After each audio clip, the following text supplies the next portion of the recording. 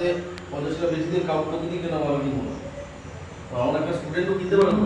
ওই মা পয়সা হ্যাঁ এই মন্দিরে কি দাও না ওদিকে চলে যাও আমি মত খাই না কিন্তু লাইনে দাঁড়িয়ে মন কিন্তু আমি আমার একটা স্টুডেন্ট যদি দেখতে পারে আমার মান সম্মান বোঝা যাবে স্যার আপনি এখানে যে ট্রেনে সিট ছেড়ে দেয় অবশ্যই এই সম্মানটা বোঝা পাবো তার জন্য ওই পারে মত খাওয়ার জন্য বাইরে যেতে হতে পারে আমি হয়তো কলকাতা থেকে ঠিক আছে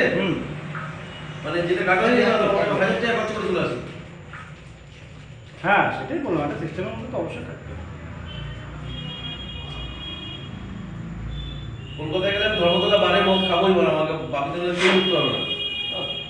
একদম কতক্ষণ ধরে ধরে দিলাম যদি ধান লাগিয়েছে না কোয়ালিটি কম পায় ওটা ভালো হয় না খারাপ বিটা একটু কম ভালো দিলে ভালো হয়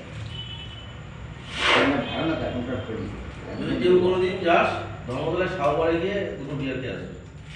জমতলায় শাহবার শাহবাগ গভর্নমেন্টের বার বিয়ার খেয়ে আসবে দেখবি বলবি আমি ছিলাম